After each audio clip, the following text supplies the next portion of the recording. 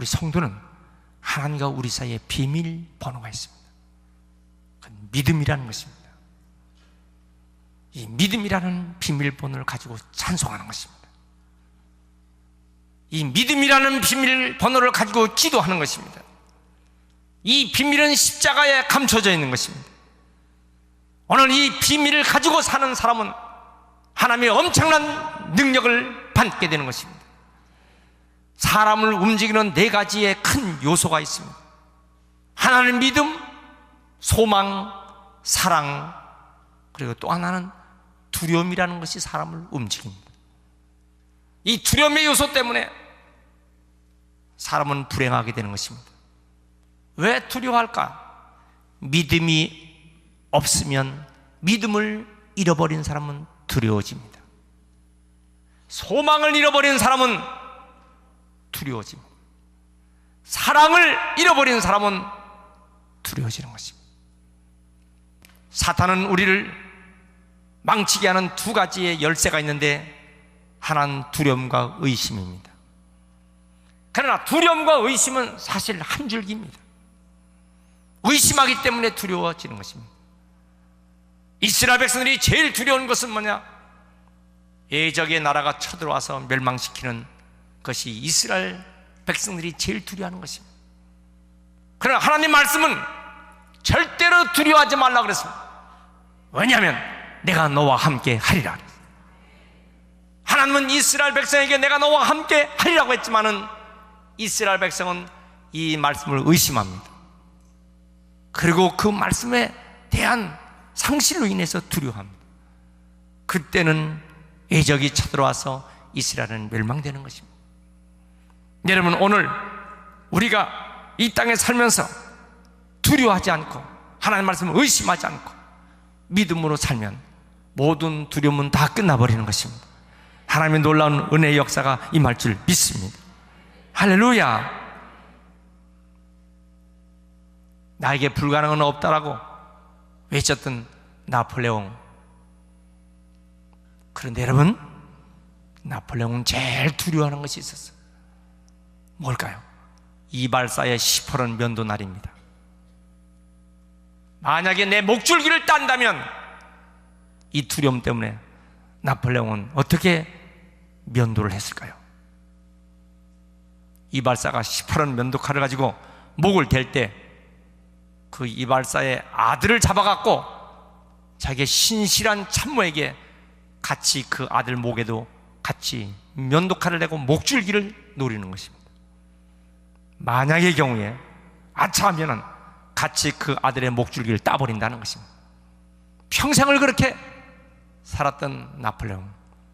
그러나 결국 그는 그 두려움이 지중해의 고도 세인트 헬레나 섬에 가서 마지막 비참한 일생을 살게 됩니다. 중국 진나라 시황제가 무엇이 두려웠을까요? 자기 죽음이 두려웠어요.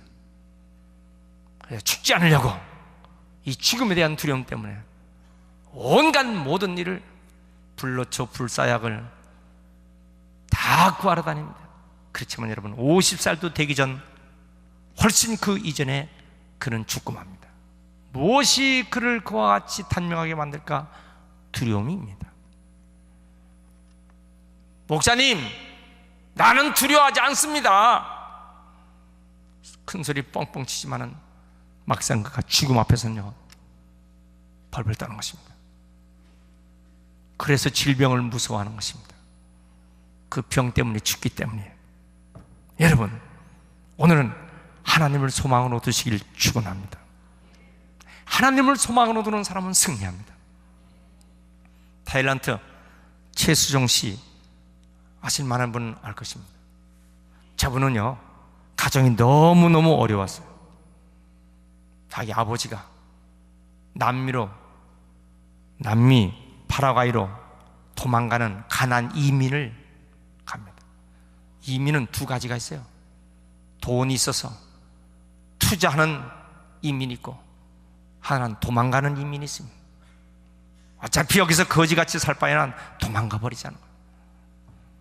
자, 이 아들은 큰 꿈을 가지고 있는 아들이지만 자기 가정이 아버지도 자기 가족들이 다 뿔뿔이 흩어졌어. 자기는 살 수 있는 길이 없어. 버석버석 터미널에 신문지를 깔아놓고 노숙자가 됩니다. 신문지를 깔아놓고 신문지를 덮고 버스 터미널에서 노숙자가 됐어. 그렇지만은 그런 옆에 있는 교회에 새벽기도를 나갑니다. 저는 가끔 새벽기도 하다가 오늘도 노숙자가 왔나? 그럴 때도 있어요. 새벽기도에 가서 어떻게 합니까? 찾으라, 구하라, 두드리라고 하면 주님께서 말씀하셨는데 우리 집은 왜 이렇게 가난하고? 하나님, 우리에게 소망을 주옵소서. 내게 능력 주신 자에서 내가 모든 일을 할 수 있다고 하셨는데 할 수 있거든요. 무슨 말이냐? 믿는 자에게 능치 못할 일이 없다고 하셨는데 왜 하나님 이와 같이 고통이 있습니까? 그런데 좋은 소식이 들렸어. 아버지가 사업에 성공했어요. 그래서 사업에 성공한 그 혜택으로 말미암아서 대학을 들어가게 됩니다. 대학에 입학했지만은 또 아버지가 이제 금방 사업이 성공한 것처럼 보였지만 아버지가 돌아가셨어요. 다시 가정이 곤두박질칩니다. 대학에 입학했으나 다닐 수가 없어요. 또 다시 비참한 생활을 하는데 밀가루 한 포대 가지고 그 밀가루로 수제비를 만들어서 넉 달 동안을 수제비만 먹고 살았어요. 얼마나 가난하고 얼마나 비참한지. 그래도 하나님께 새벽기도 했다고 그랬어요. 여러분, 새벽기도 하는 사람들은 무서운 사람입니다. 새벽기도 하는 사람은 무서운 사람이라는 거예요. 3번 해야죠. 새벽기도 하는 사람은 대단한 사람입니다. 아멘 하는 사람도 대단한 사람입니다. 극장의 점원이 됩니다. 극장의 점원을 하다가 어느 날 연예인을 만납니다. 그래서 그 연예인의 지도를 받고 결국은 그는 유명 스타가 되는 삶의 간증을 하고 다니는 최수영 씨 이야기를 우리는 들을 수가 있습니다. 여러분, 주님을 소망으로 하시면 승리합니다. 아프리카에 귀한 분 95세 일기로 소천한 만델라 대통령, 넬슨 만델라 대통령은 27년 동안이나 인종차별 정책에 대한 반기를 들었다는 것 때문에 감옥에서 50세 생일도 감옥에서, 60세 생일도 감옥에서, 70세 생일도 감옥에서. 그렇지만 왜 아프리카의 만델라 대통령은 그렇게 위대합니까? 무엇이 그를 그렇게 위대하게 했습니까? 그는 학생 시절에 선교사를 만나 예수를 믿게 됩니다. 선교사 때문에 그를 통하여 성경을 알게 된 것입니다. 비참한 초라하고 천하고 가난한 아프리카 땅에서 그는 하나님께 소망을 두고 삽니다. 결국 그 남아공에서 오직 주님께 소망을 두고 법대를 들어가서 법학 공부를 했으나 그 학교 다니지 못합니다. 나중에 다시 또 법대를 들어가서 결국은 변호사가 되고, 그리고 일생 동안을 주님을 바라보고 살았던 만델라 대통령, 그는 온 아프리카와 온 세계가 다 존경합니다. 무엇 때문에? 주님께 소망을 두고 살았기 때문에. 여러분, 오늘 이 시간에 주님께 소망을 두고 사시길 축원합니다. 3가지를 말씀드리겠어요. 첫째는, 주님은 어떤 분인가? 생수의 근원 되시는 주님이시기 때문에. 한번 따라합시다. 주님은 생수의 근원이 되신다. 내 인생의, 내 생명의, 내 소망의 생수가 되시는 주님. 13절 말씀 보세요. 생수의 근원이신 여호와. 여러분, 사람이나 식물이나 물이 없으면 살 수 없어요. 근데 물은 3가지가 있습니다. 하나는 고인물, 또 하나는 흐르는 물, 또 하나는 솟아나는 물. 고인 물은 썩은 물이에요. 식물도 자랄 수 없고 고기도 살지 못해요. 흐르는 물은 강물, 시냇물은 고기가 삽니다. 그러나 마실 수는 없어요. 그러나 솟아나는 생수는 좋은 물이 되기 때문에 사람들은 제주도에서 나오는 생수, 안반수 생수, 그런 것을 마시잖아요. 여러분, 오늘 본문에 보니까 하나님은 생수의 근원 되신다고 하셨어요. 오늘 예배를 드리는 근본적인 목적은 생수 되신 주님을 의지하고 살려고 이렇게 예배하는 것입니다. 왜 우리가 찬양을 하지 않을 수 있습니까? 왜 우리가 생수 되신 하나님께 기도하지 않을 수 있습니까? 무엇 때문에 우리가 신앙생활이 약해집니까? 생수 되신 하나님을 의지하고 살기 때문입니다. 이 하나님을 의지하고 살 때 놀라운 역사하심이 임할 줄 믿습니다. 예수님께서 말씀하셨어요. 이 세상의 것, 이 세상의 우물물, 이 세상의 물을 마시는 자마다, 요한복음 4장 13절, 다시 목마르지만 내가 주는 물을 마시는 자는 영원히 목마르지 아니하리라. 왜냐하면 그 속에서 솟아나는, 영생하도록 솟아나는 샘물이 되리라 그랬어요. 오늘 말씀 본문 예레미야 17장 14절, 여호와는 나의 찬송이요 나를 고치소서 내가 낫겠나이다. 하나님은 나를 치료하시는 분입니다. 여러분, 어떤 질병에 있든지 하나님께 의지하면 하나님께서 우리의 세포를 고쳐줄 줄 믿습니다. 나를 만드신 하나님이신데, 나를 만드신 하나님인데 믿습니까? 저는 10년 전 병원도 포기하고 대학병원도 다 포기한 그러한 불쌍한 존재인데 하나님께서 이 생명의 세포를 회복시켜 주셔서 이렇게 건강하게 여기 우뚝 서서 하나님 말씀을 대언합니다. 우리 치료자 되신 하나님을 믿으시기 바랍니다. 나를 고쳐주신 우리 하나님을 믿으시기 바랍니다. 나의 구원자 되신 하나님을 믿으시길 축원합니다. 프랑스에 암브로스 바레라고 하는 외과 의사가 있습니다. 저분요, 참 환자를 치료할 때마다 그 말한 그대로 나는 상처를 싸매주지만 상처 고치신 분은 하나님이십니다.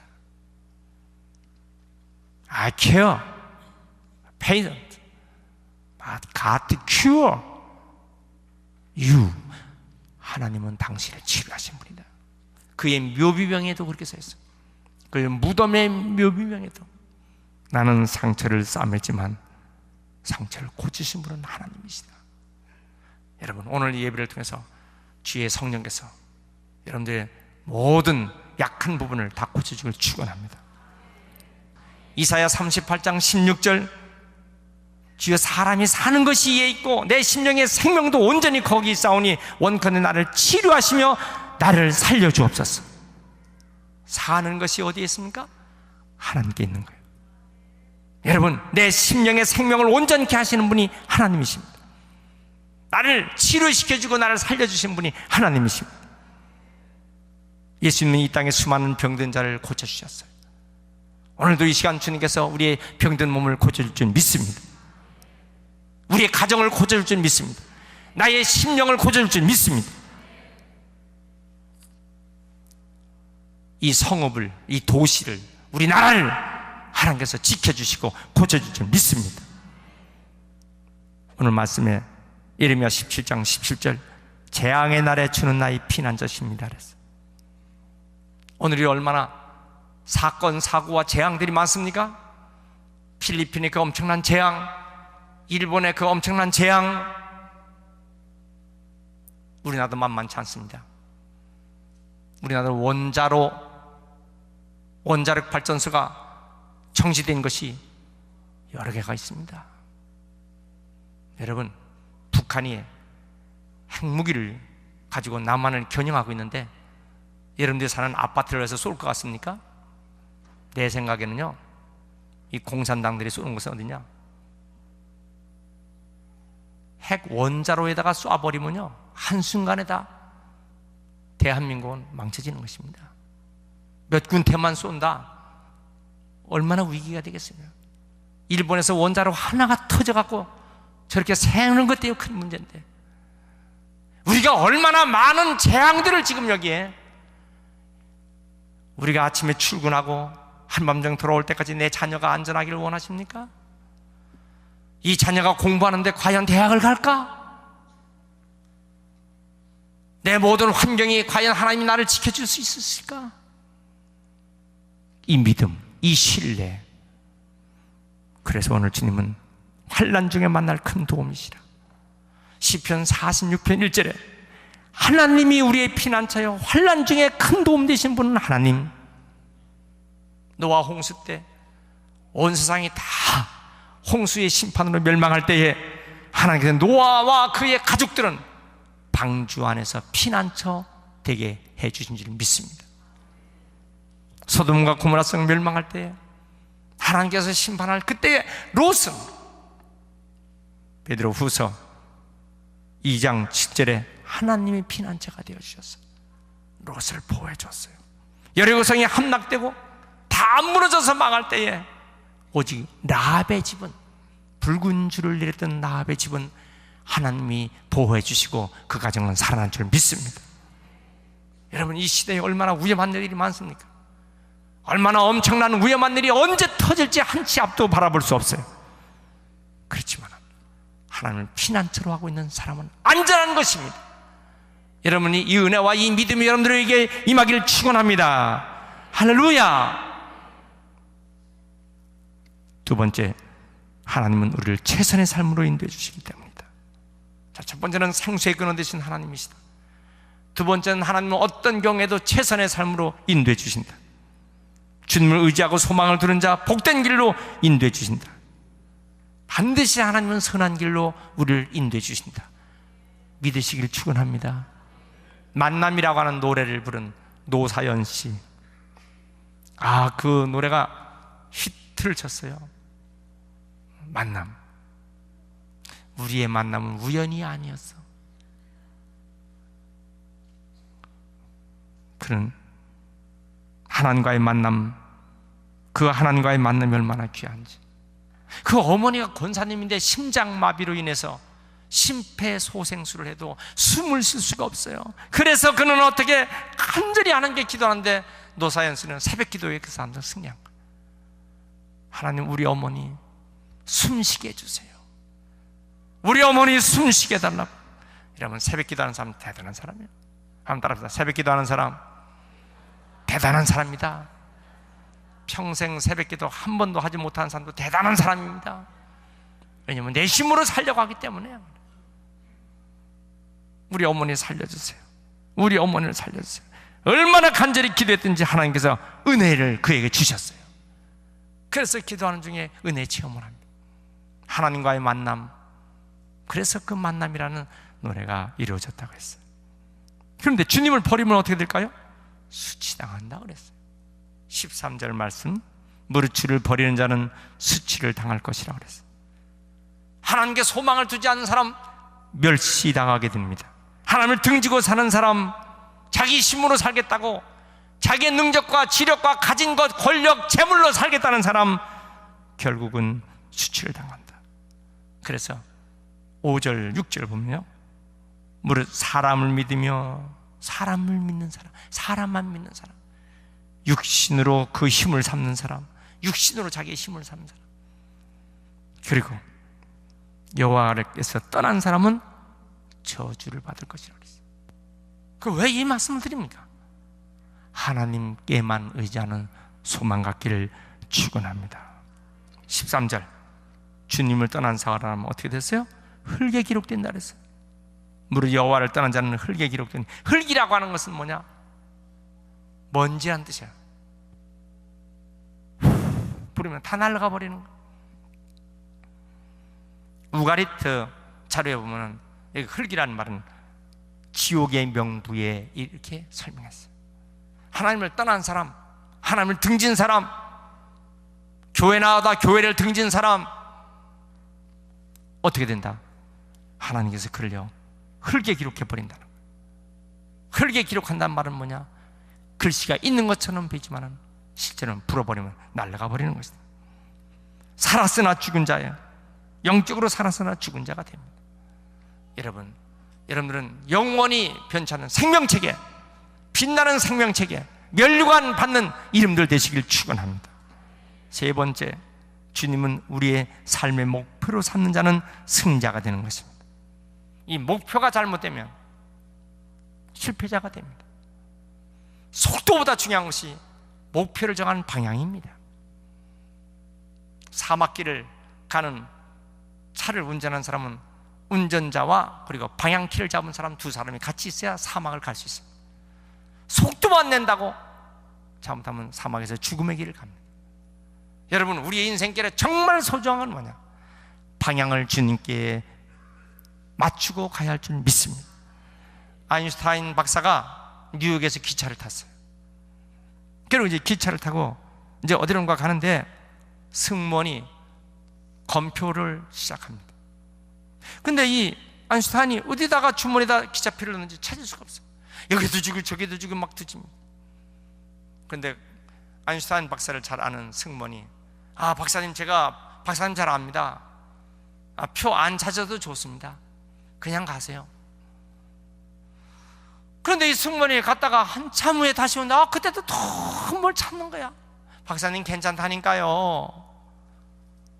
그러니까 하는 말이 뭐라 그런지 아세요? 그게 문제가 뭐냐? 내가 오늘 강연 장소가 어딘지 어느 역에서 내리는지 모르는데 그 강연 장소를 가는 내리는 열차 역 표를 잊어버렸기 때문이다. 무슨 얘기를 해도 놀라지를 않아요. 여러분, 우리 인생길에 중요한 것이 뭡니까? 내 인생길에 시간의 기차를 타고 가는 사람이 지금 목표를 몰라요. 왜 우리가 한 해를 살아갔나?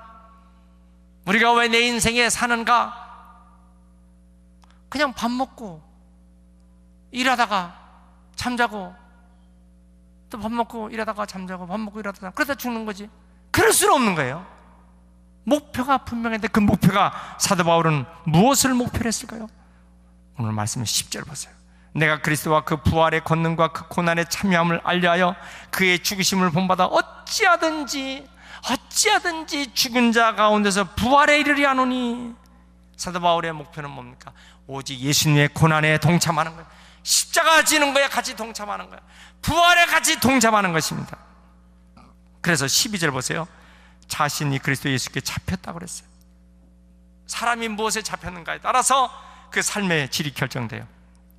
나쁜 것에 잡힌 사람은 영혼이 파멸됩니다. 예수님께 잡힌 사람은 영혼의 은총을 받을 줄 믿습니다. 어디다 잡혔는가?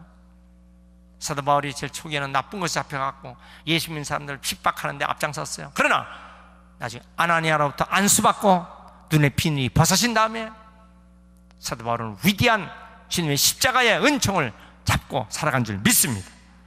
14절, 뒤의 것은 잊어버리고 앞에 있는 것을 잡으려고 푯대를 향하여 그리스도 예수 안에서 하나님 위에서 부르신 부르심의 상을 위해서 달려가노라 그랬어요. 사람은 두 가지가 있어요. 사도 바울이 제일 처음에는 예수님께 잡힌 삶을 살았어요. 따라합시다. 잡힌 삶. 오른손 들고 잡힌 삶. 다시, 나는 잡혔다. 사도 바울이 제1단계는 뭐냐? 나는 주님께 잡힌 삶이라. 잡힌 삶. 근데 두 번째에 있어요. 잡힌 삶에서 두 번째 업그레이드 된 것이 뭐냐? 잡으려고 하는 삶이 되는 거야. 뭘 잡으려고?